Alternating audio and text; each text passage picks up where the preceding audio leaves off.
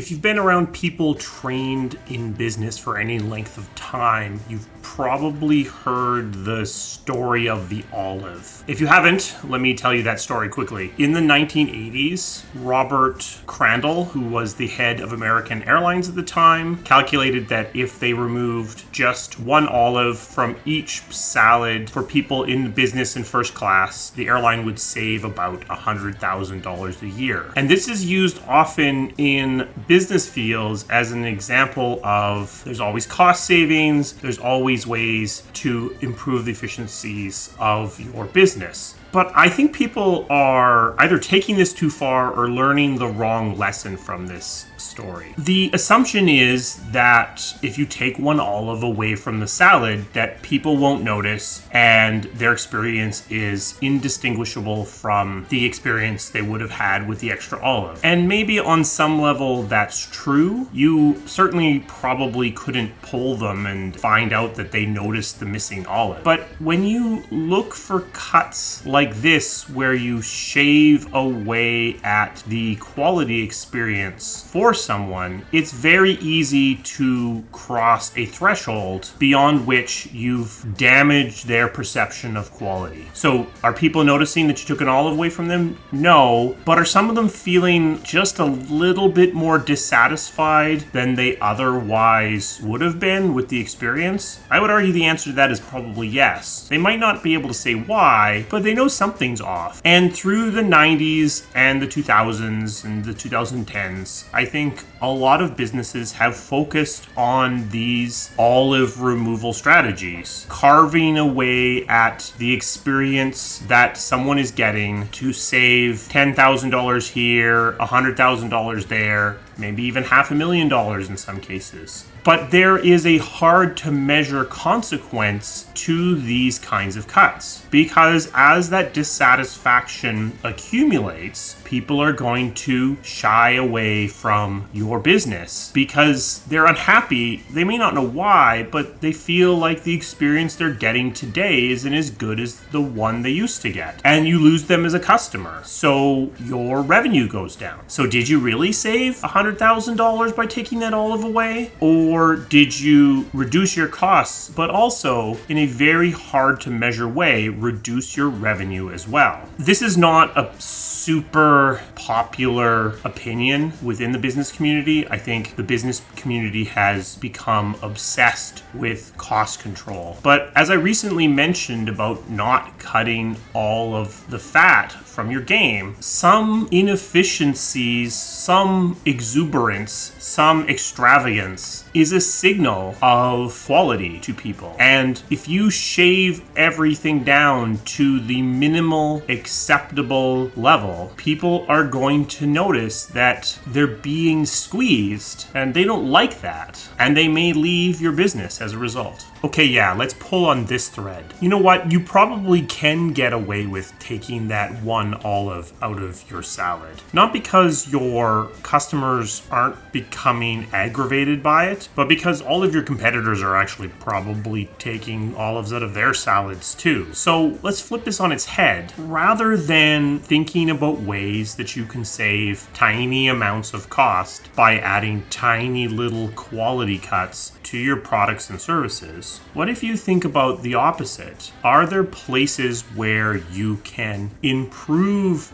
the customer experience, the player experience, the patron experience in small, relatively inexpensive ways to differentiate yourself from your competitors? Are all of these going to be immediately noticeable to your customers? No, but like the argument I was just making in reverse, I think there are opportunities to build up goodwill, build up a better experience for that person so that they have a better sense of your brand, of your game, of your service, even if they don't really know why. If they're riding business class, and rather than cheating them out of one olive, you give them a little jar of olives to take with them, that little extra experience is something they're going to remember. And what's that going to cost you? $200,000 a year. clear. So, are there opportunities to pull yourself out of the race to the bottom to make your experience a bit more premium? And I know in the West, people have been trained to search for the lowest cost options and the cheapest possible way to get something done. So unfortunately, in doing this, you may be forced to carve away at your margins because you're not going to be able to raise your prices to cover these small extra costs. But if you can find the space to do that, then you can start to stand out from the crowd potentially. Now, one problem with using the airline industry as an example for this is the airline industry basically loses money almost across the board. So there's not a lot of space for giving out jars of olive. But a lot of other industries, especially ones in the electronic entertainment space, have very broad margins, and there's quite a bit of space in there to offer little improvements and experience boosts that have the same effect. Some pretty recent research suggests that customers are actually humans, and that humans don't like being treated like cost sources as opposed to like people. And your customers are noticing that they're being treated as cost sources. Now, this is all just very preliminary research, but I thought I'd throw it out there. I suspect I haven't changed any minds, but maybe I gave you something to think about. Special thanks to my members. They help keep this channel running. If you're interested in becoming a member, there's a link down in the description. If you found this video interesting, give it a thumbs up. That will tell the YouTube algorithm that it's something that's worth sharing more broadly. If you heard the olive story from someone else, maybe share this video with them and get their response to it. I will see you again soon. Thank you.